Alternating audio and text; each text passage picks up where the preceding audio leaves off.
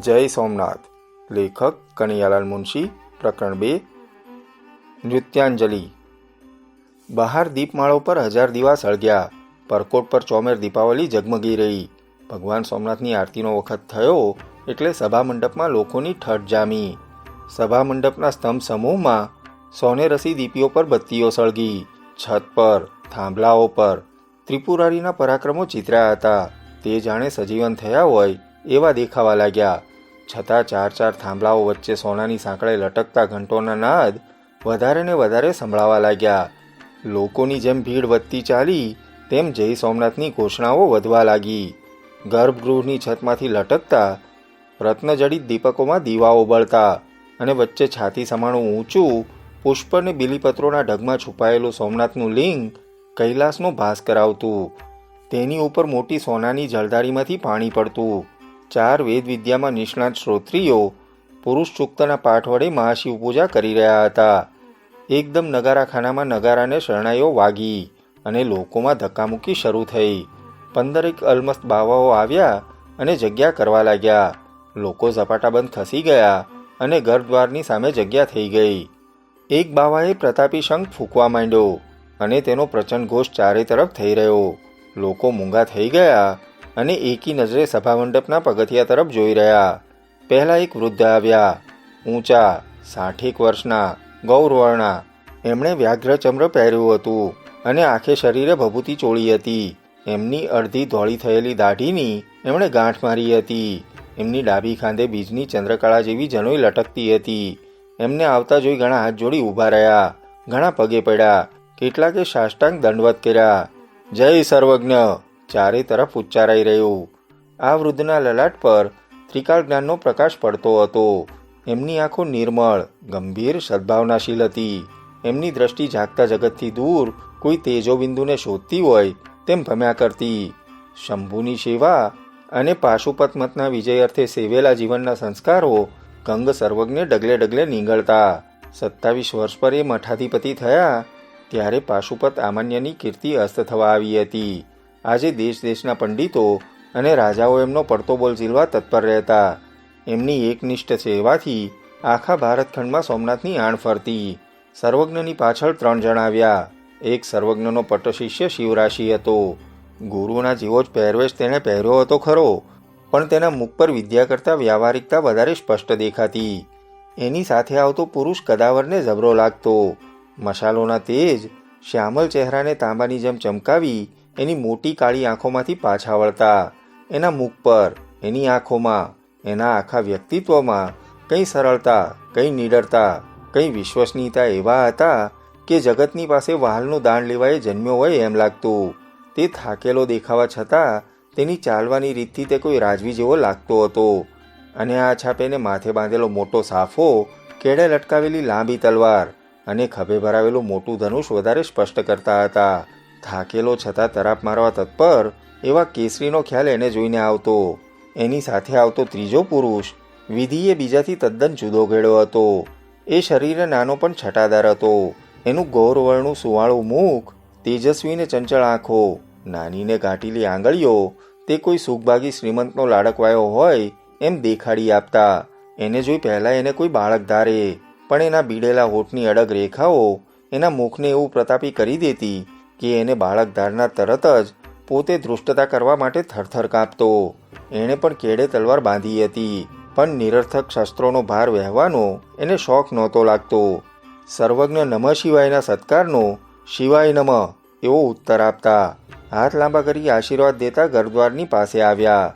એક જણે તૈયાર રાખેલા બીલીપત્રો તેમણે લીધા અને ગર્ભગૃહમાં દંડવત પ્રણામ કરી તે વડે દેવનું પૂજન કર્યું. પછી નરેશો જેને પૂજવામાં ગર્વ ધારતા એવા ગંગ સર્વજ્ઞે નમ્રતાથી દયામણા બની હાથ જોડી શીશ નમાવી દેવનું ધ્યાન કર્યું. પછી એક ભરડાએ આરતી તૈયાર કરી અને સર્વજ્ઞ તે લઈ કરવા માંડી. આજે 14 વર્ષ થયા દરરોજ સાંજે એક પણ દિવસ ચૂક્યા વિના સર્વજ્ઞ સ્વહસ્તે દેવની આરતી ઉતારતા. ત્યારે યાત્રાળુઓ મૂંગે મોઢે નમઃ શિવાય બોલતા. હજારો ઘંટના નાદ સૂર પૂરતા અને દેવના દુધુંબી હોય એમ નગારા ગગડતા. સર્વજ્ઞ હૃદયની ભક્તિને આ પ્રાર્થના રૂપે વ્યક્ત કરતા. ગંગ સર્વજ્ઞે આરતી પૂરી કરી અને જય સોમનાથનો ઉચ્ચાર કર્યો. અને તરત તેની આસપાસ ઊભેલાઓએ ઘોષણા ઉપાડી લીધી. ઘોષણાનો ધોધ સભામંડપમાંથી પ્રસર્યો, પરકોટમાં ઊભેલા યાત્રાળુમાં વહ્યો અને બહાર પડી પ્રલય સમુદ્રની ગર્જના કરતો હોય એમ ચોમેર ફરી વળ્યો. એક પળ માટે આખું પ્રભાસ સોમનાથમય થઈ રહ્યું અને યાત્રાળુ સંઘ આરતીની આશકા લઈ રહ્યો. શિવ પૂજાની પૂર્ણાહુતિ થઈ અને ગંગ સર્વજ્ઞ બહાર આવી એક સુવર્ણની પાટ પર બેઠા. શિવરાશિને પેલા અતિથિઓ બેઠા. ભીમદેવ બેટા, સર્વજ્ઞે રાજવી લાગતા અતિથિને કહ્યું. આખરે ધારાધીશે ગામ આપ્યા ખરા. ભીમદેવ હેતથી આગળ આવ્યો. પણ મહારાજ, મંદિરનો જીર્ણોદ્ધાર તો હું કરાવીશ હો. જેવી તારી ભક્તિ અને દેવની ઈચ્છા, સર્વજ્ઞે હસીને કહ્યું અને થોડાક જણ પગે લાગી ગયા પછી ઉમેર્યું. ક્યારે આવશે? આવતે વર્ષે. કેમ વિમલ? ભીમદેવે મંત્રી તરફ ફરીને કહ્યું. હા જરૂર, હસ્તે મૂકી એના રૂપાળા સાથીએ કહ્યું. ત્યાં સુધીમાં તો આદિશ્વર કરશે તો મહારાજના હાથમાં માળવા પણ આવી જશે. સર્વજ્ઞ જરા ગંભીર થઈ જોઈ રહ્યા. આદિશ્વરનું નામ અને માળવા સાથે વિગ્રહ એ બંને વિષય રૂચ્યા નહીં. હવે નૃત્યનો સમય થઈ ગયો, સર્વજ્ઞે કહ્યું. એકદમ દરવાજા આગળ લોકોનો હાહાકાર થઈ ઉઠ્યો અને વાત અધૂરી રહી. તપાસ કરતા માલુમ પડ્યું કે અંદર આવવાની ધમાચકડીમાં કોઈ કચડાઈ ગયું હતું. બુમરાણ થયું અને મશાલચીઓએ દોડ કરી મૂકી. થોડી વારે પાછી શાંતિ પ્રસરી અને પરકોટના દક્ષિણ દરવાજામાંથી સભામંડપ સુધી દોરડા બાંધી કરાયેલા અલાયદા રસ્તા તરફ લોકો જોઈ રહ્યા. પહેલા બે મશાલચીઓ આવ્યા, પાછળ ગંગા આવી, ઠસાદાર લુગડા પહેરીને. તેની પાછળ એક નાનકડી સ્ત્રી સફેદ વસ્ત્રમાં વીંટળાઈ આવી. તેની પાછળ 6 નર્તકીઓ આવી, સાથે મૃદંગ અને વાદ્યના વગાડનાર આવ્યા.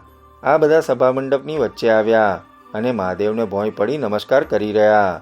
સર્વજ્ઞની આંખો ભાવભીની બની શ્વેત વસ્ત્રમાં ઢંકાયેલી સ્ત્રી પર ઠરી.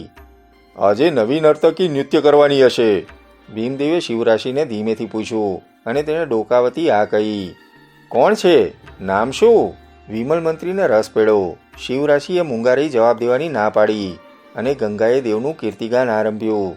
એના કંઠમાંથી માધુર્યની સરિતા વહેતી. એ સરિતામાં ભક્તિ તરતી, ભાવ તરતો ને સ્તવન પણ તરતું. એ ગાતી શંકરની સ્તુતિ, પણ તેનો હેતુ હતો સર્વજ્ઞને રીઝવવાનો. તેની આંખો જેટલી વાર દેવ પર ઠરતી તેથી વધારે વાર સર્વજ્ઞની આંખોને શોધતી. તે એકલી તેને માટે જ ગાતી. સર્વજ્ઞ અડધી આંખ મીચી તેને જ સાંભળતા. તે બધા શાસ્ત્રો સાથે સંગીત શાસ્ત્રની પણ પાર ગયા હતા અને ગંગા સિવાય કોઈનું પણ સંગીત તેમની કસોટીએ ચડ્યું નહોતું. સંગીત થંભ્યું. ગંગાએ દ્રષ્ટિ વડે સત્કાર યાચ્યો ને સર્વજ્ઞે અડધી આંખ ઉગાડીને તે કર્યો ને બંનેની નજર શ્વેત વસ્ત્રમાં વીંટાયેલી સ્ત્રી તરફ એકસામટી ગઈ. હવે નૃત્ય શરૂ કરો, ધીમેથી સર્વજ્ઞે કહ્યું અને તેની નજર આગળ એક અવિસ્મરણીય પરોઢિયું આવ્યું. 19 વર્ષ પળમાં સંકેલાઈ ગયા. અર્બુદાચલ નજર આગળ ખડો થયો, જ્યાં 6 મહિના શુદ્ધિની શોધમાં એમણે પંચાગ્નિ સેવ્યો હતો.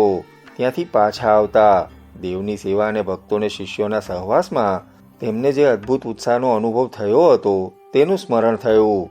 મધરાત ગઈ પણ ઉલ્લાસનો જુવાળ ઉતર્યો નહીં. એ ઊંઘી ન શક્યા. જાણે કોઈ દૂરથી બોલાવતું લાગ્યું. હાથમાં દંડ લઈ તે બહાર પડ્યા ને સાગરને તીરે આથમતા તારાઓના તેજમાં ફરવા લાગ્યા. ત્યાં સાગરમાંથી કોઈ લક્ષ્મી આવી હોય તેમ એક સુંદરી મળી. અરુણના તેજમાં તે અપાર્થિવ લાગી. તે ચિત્ર કદી વિસર્યા નહોતા. એમણે પૂછ્યું, કોણ છે? સુંદરીએ જવાબ આપ્યો, એ તો હું. એ જ શબ્દ, એ અવાજ એમને યાદ હતા. એમણે તરત ઓળખી. એ હતી નર્તકીઓની મુખ્યાની પુત્રી. કોકિલ કંઠે શિવ સ્તવનોને પણ કૌમુદીમય અમૃત ઝરતા કરતી. તે એ જાણતા હતા કે તે હતી નર્તકી પણ શિવભક્તિમાં અચલ. પોતાની સેવા પણ એનો શ્વાસ અને પ્રાણ હતી. સર્વજ્ઞ થંભ્યા. અંતરનો ઉલ્લાસ બહાર ઉભેરાયો. તું ક્યાંથી? અત્યારે નહીં, મારે ભગવાન પાસે નૃત્ય કરવું છે. અત્યારે? એકલી? શો વર માગે છે દેવ પાસે? અને તે નીચું જોઈ રહી.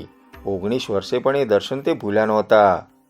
દેવની ને તમારી સેવા, ધીમેથી તેણે ઉચ્ચાર્યું હતું અને એકદમ તેના હૈયામાં ન સમજાય એવો ભભૂકો ઉઠ્યો હતો. સર્વજ્ઞથી કંઈ અજાણ નહોતું. પીળીના નૃત્ય શિવના હૃદયમાં પ્રગટાયેલ જ્વાળાની આંચ એમને અત્યારે લાગી હતી. એમને દેવની આજ્ઞા સંભળાઈ. અસ્ત થતા તારાઓના તેજ, સાગર સંગીતનો નશો, સવારના માદક પવનની લહેરો અત્યારે પણ તેમના સ્મરણપટમાં તેઓને તેવા આલેખાયા હતા. આ સ્મરણ સ્વપ્ન પળવારમાં પૂરું થયું ને તેમણે સ્થિર અવાજે કહ્યું, નૃત્યનો સમય થયો. એમનું હૈયું આશાભર્યું આવતી પળોની વાટ જોઈ રહ્યું.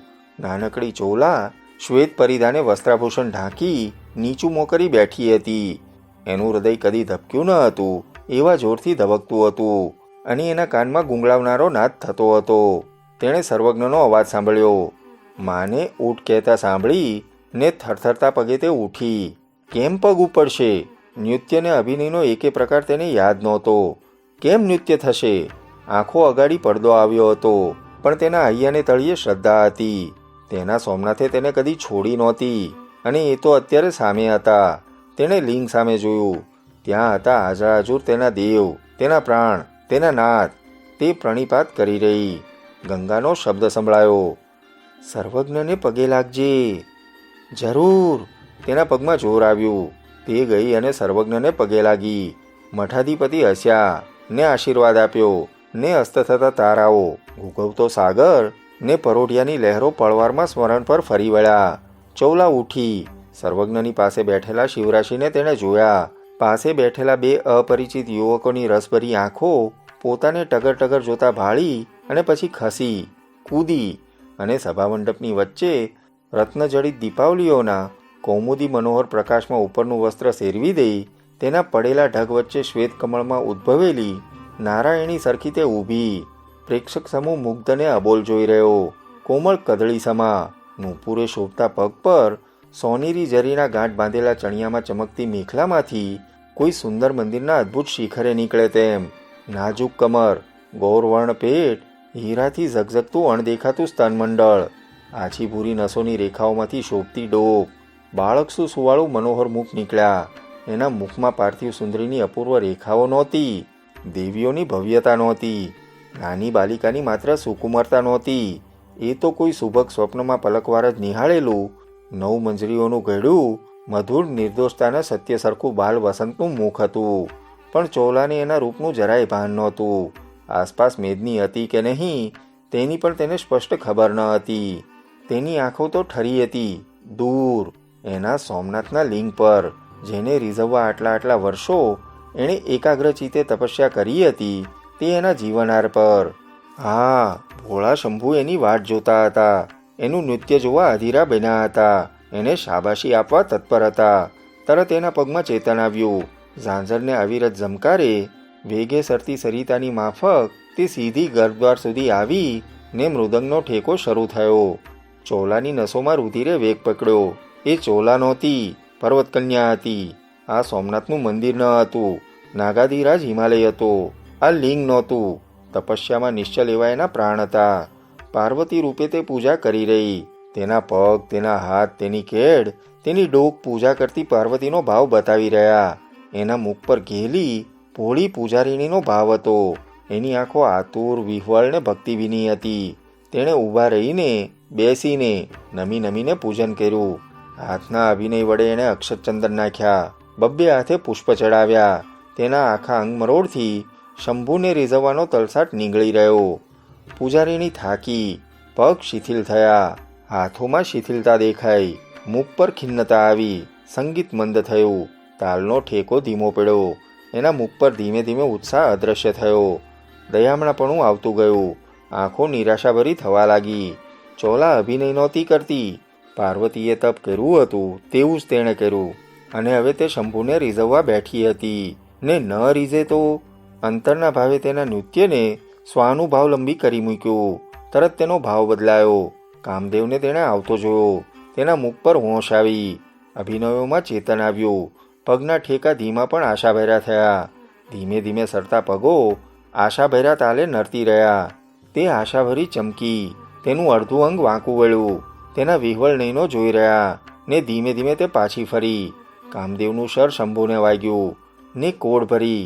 નયનોમાં પ્રાણપુરી ચમકતી, જરા શરમાતી, જરા ગર્વમાં શંભુ પાસે આવી. ચોલાએ લિંગ સામે જોયું અને લાગ્યું કે શંભુ મનાયા. પણ પાછળ ઊભેલી 6 નર્તકીઓએ મીઠે સરોદે મહાદેવજીની વાણી ઉચ્ચારી.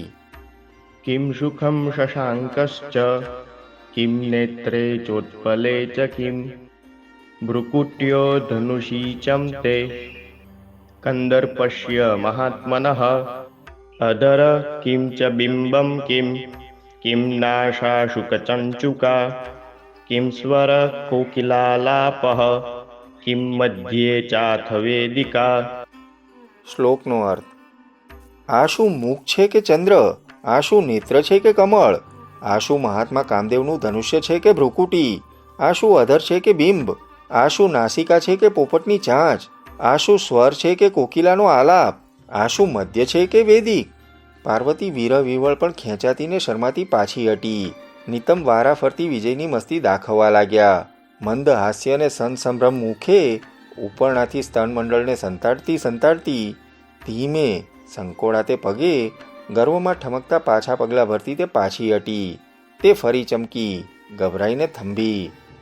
નર્તકીઓએ ગાયું: किं जातं चरितं चित्रं किमिहं मोहमागतः कामेन विकृतश्चाद्य भूत्वापि प्रमुरीश्वरः ईश्वरोऽहं यदिच्छेय पराङ्गस्पर्शनं खलु तर्हि कोऽन्यो क्षमः क्षुद्र किं नैव करिष्यति।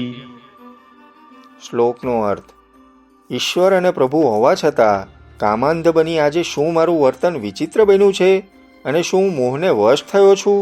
ઈશ્વર એવો હું પરસ્ત્રીના અવયવને સ્પર્શ કરવા ઈચ્છું છું, ત્યારે ક્ષુદ્ર શું અસત્કાર્ય ન કરે? કરે જ.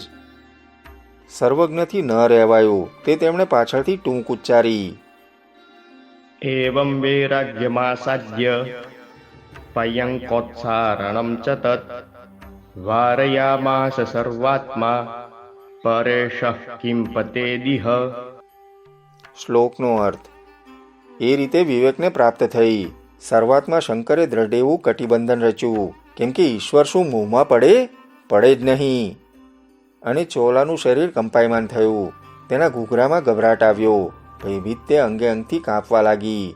મદન હણાયોને મિત્રના મૃત્યુથી ઘેલી બનેલી પાર્વતીએ નૃત્યને મુખભાવ દ્વારા રુદન આરંભ્યું, પણ શિવજી જતા રહ્યા અને મિત્રવિયોગનું રુદન વિરહનું બની ગયું. મૃદંગે ધ્રુસકા લેવા માંડ્યા. ચોલાના પગમાં લથડાટ આવ્યો, તેના હાથમાં હતી હતાશા ને આંખોમાં આક્રંદ. તે રડી. તે છળીને આખરે દેવ પર નયનદ્વન ઠારી ધ્યાન કરવા લાગી. મુખભાવ સખત થયો, ઝાંઝરમાં સ્થિરતા આવી, અભિનયમાં તાપસીનું ગૌરવ આવ્યું, અંગોમાં કર્કશતા આવી. તેણે અભિનયે આસન વાળ્યું, અંગુલીઓ વડે ધ્યાન મુદ્રા કરી, નેત્રોને નાસિકાગ્ર રાખી ધીમે ધીમે મન પડતા મૃદંગ જોડે ધ્યાન આરંભ્યું. તે સ્થિર થઈ, ધ્યાનસ્થ થઈ ને વૃદ્ધ બ્રાહ્મણ અતિથિનો સત્કાર કરવાનો ભાવ દર્શાવી રહી. તેણે અભિનયે હાથ ધોયા, પગવાળી પ્રણિપાત કર્યા, ઝાંઝરના ઝમકારે સત્કાર દર્શાવ્યો ને એક ચિત્તે બ્રાહ્મણના વચન સાંભળી રહી. ઇન્દ્રાદિ લોકપાલાંશ્ચ हित्वा शिवमनुवदता नेतत्सुक्तं हि लोकेषु विरुद्धं दृश्यते धुना क्व कमलपत्राक्षी क्व शो वैत्री विलोचनः शशाङ्कवदना त्वं च पञ्चवक्त्रः शिवस्मृतः वेणीशिरसो ते दिव्या सर्पिणीव विभाषिता जटाजूट शिवस्यैव प्रसिद्धं परिचक्षते चन्दनं च त्वदीयाङ्गे चीताभस्मे शिवस्य च क्वदुकूल त्वदीयं वै शाङ्करं क्य गजानिनं क्व भूषणानि दिव्यानि क्व सर्पाः शङ्करस्य च। શ્લોકનો અર્થ: ઇન્દ્રાદિ લોકપાલને છોડી દઈ તું શિવને ઈચ્છે છે એ કંઈ તને યોગ્ય નથી, કારણ કે લોક વિશે વિરુદ્ધ દેખાયો છે. વિરુદ્ધ કેવી રીતે કહું છું તે સાંભળ. કમળપત્ર સરખા નેત્રવાળી તું ક્યાં, અને 3 છે નેત્ર જેના એવા શિવ ક્યાં? ચંદ્ર સરખા મુખવાળી તું ક્યાં, ને 5 મુખવાળા શિવ ક્યાં? તારા દિવ્ય કેશના રૂપ પણ કોઈ વર્ણન કરવા શક્તિમાન થાય નહીં. જ્યારે શિવના મસ્તક પરનો જટાજૂટ તો પ્રસિદ્ધ કહેવાય છે. તારા અંગ વિશે ચંદન ક્યાં, અને શિવના શરીરે ભસ્મ ક્યાં? તારું ઉત્તમ વસ્ત્ર ક્યાં, અને શિવનું હસ્તિચર્મરૂપ અશુભ વસ્ત્ર ક્યાં? તારા દિવ્ય આભૂષણ ક્યાં? અને શંકરના સર્પ ક્યાં? પાર્વતીએ તિરસ્કાર કર્યો. ઝાંઝર ગુસ્સામાં ઝમકવા માંડ્યા. તેના હાથના મરોડમાં ઉગ્રતા આવી. મૃદંગ પણ ગુસ્સામાં ગર્જના કરી રહ્યું. ઉગ્ર પાર્વતીની આંખમાંથી અંગારા ખેર્યા. પગની છટા ફાળ ભરતી. ઝાંઝરમાં તાલ દેતી તે ચારે તરફથી બ્રાહ્મણને ડારી રહી. આંખો વડે, ભાવ વડે, મુદ્રાઓ વડે એણે તુચકાર કર્યો.